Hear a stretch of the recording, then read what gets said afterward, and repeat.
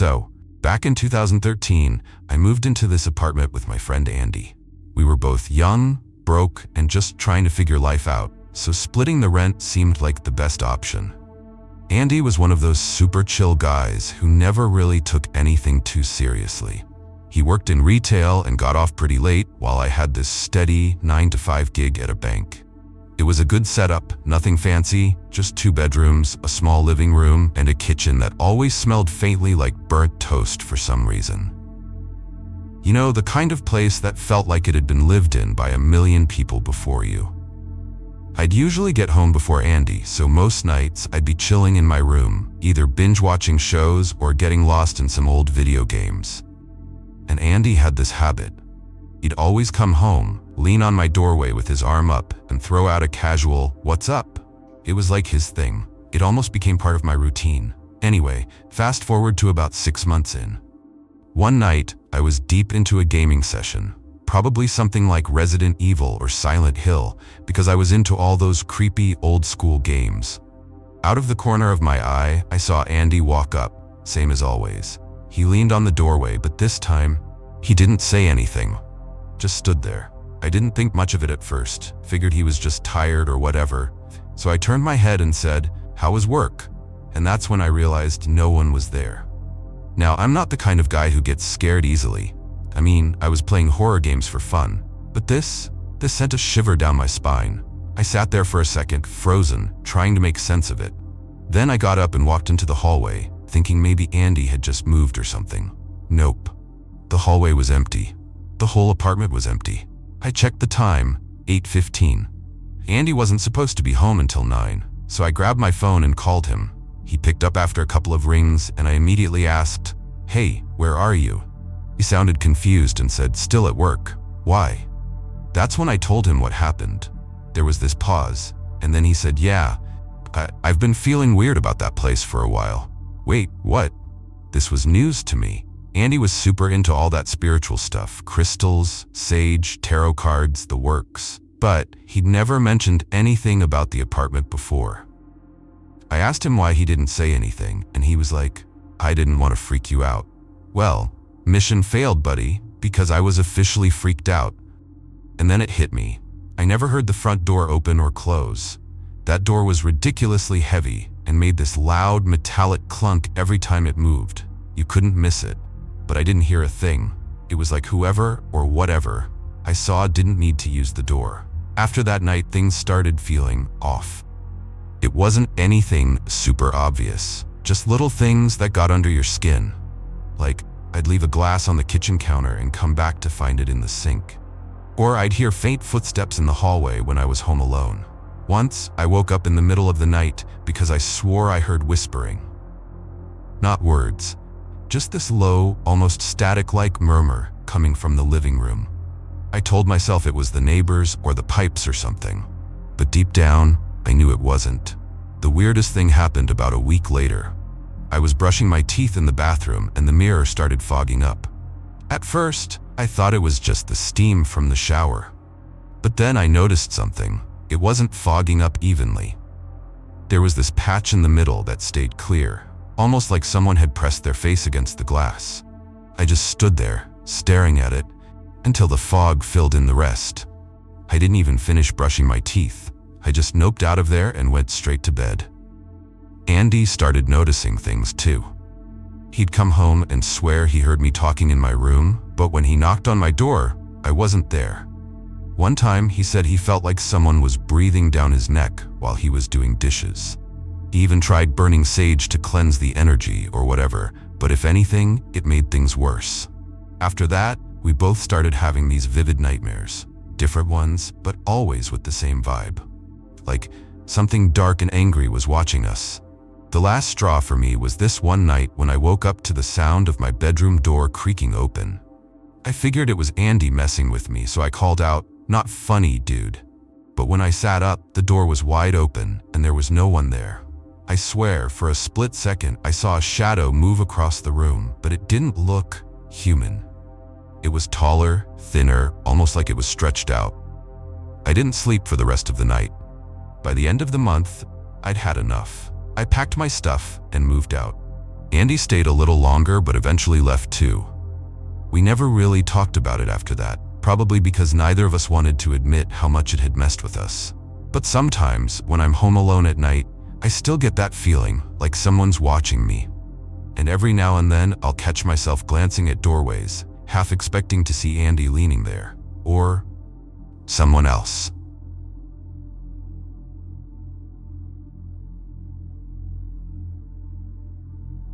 So, my house isn't anything crazy. It's a pretty standard place, built in the 70s, nothing old or creepy about it. No tragic history, no weird stories passed down about it. Just a regular house in a regular neighborhood. I lived there for years without so much as a flickering light bulb to make me question anything. That is, until I met my husband. Now, here's the thing about him. He used to be that guy. You know, the type who got a thrill out of ghost hunting, like it was some adrenaline sport. He and his little group would go to supposedly haunted places and he'd antagonize spirits to get reactions. Yeah, he thought it was hilarious, but I wasn't exactly on board with it. I always believed if you mess with stuff like that, it'll follow you home. Turns out I wasn't wrong. It started small after he moved in. Weird stuff, like faint sounds here and there. I'd hear what sounded like a child's voice, soft and clear, saying "Mommy," or even "I love you." At first I thought I was losing my mind, but then I noticed it wasn't just me. Friends, family, anyone who was over at the time would freeze when it happened and give me that wide-eyed look like, "Did you hear that too?" My kids are older now, so it wasn't them pulling a prank, and the voice was way too young to be theirs. Then there were the footsteps. They'd start on the stairs, quick, heavy, like someone was running up and down for exercise. Even the dogs would freak out, barking and growling at the stairs like they could see something we couldn't. Of course, every time we checked, there was nothing there. Just silence, like whatever it was had stopped the second we looked. At one point, the activity got so frequent that my son, who's way braver than me, decided to try and talk to it. He grabbed an EMF reader, one of those gadgets that lights up when it picks up electromagnetic energy. He started asking it questions, setting up little tests like, light up 3 lights if you're a child, don't light anything if you're lonely, stuff like that. And I swear it responded perfectly, every single time. Even when he asked, "Are you tired? Do you want to stop?" The lights flickered, like it was saying, "Yeah, I'm done." After that, everything went quiet for about a year. I don't know if it was satisfied with the interaction, or if it just decided to take a break but we had peace for a while. Then the other night happened. I was standing at the back door, letting the dogs out, when I heard it again. That little voice, as clear as day, said, "I love you." And it sounded close, like it was right behind me. I froze. I told myself it was the wind, maybe someone talking outside, and tried to brush it off. But something about it felt off. It wasn't faint, like a distant voice would be. It felt personal, like whoever or whatever said it knew I was there. Then, last night, my husband was at work, and I was home alone. I was doing my usual routine, just chilling in the living room, when I heard his voice. Or at least, I thought it was his voice. It was so casual, like, "Hey babe?" I didn't say anything, because for a second, I thought I imagined it. But then I heard it again, the exact same tone. "Hey babe?" Now, I'm not an idiot. I've heard enough stories to know that when you hear something like that, you don't acknowledge it. So I ignored it and went about my night like nothing happened. But let me tell you, every instinct I had was screaming at me to get out of the house. Then today, when everyone was out of the house, things got even weirder. I was in the bathroom, brushing my teeth, when I heard the sound of a bedroom door opening and closing. It was loud, no mistaking it. The dogs, of course, lost their minds and bolted down the hall. I thought someone had come home early, so I checked the room. Nobody. Then I checked Life 360 to see where everyone was. They were exactly where they were supposed to be. I even checked the cameras. Nothing. And here's the thing. There was no draft, no wind, no way the door could have moved on its own. It was like someone had walked in, opened the door, and shut it behind them. I can't explain it, and honestly, I'm not sure I want to. It's like the energy in the house has shifted again. There's this heaviness now, like the air is thicker, and you can feel someone or something watching you, even when you're alone. Especially when you're alone. And the weirdest part, the activity seems different this time. More deliberate. Like whatever's here isn't just passing through. It wants something. I keep telling myself it's nothing, that I'm just overthinking it. But deep down, I know better. This isn't the kind of thing you can ignore. It's like a bad dream you can't wake up from. And honestly, I'm starting to wonder if my husband's old ghost hunting antics stirred up something that's not gonna leave us alone anytime soon. So yeah, that's where I'm at. Creeped out, low-key paranoid, and constantly on edge.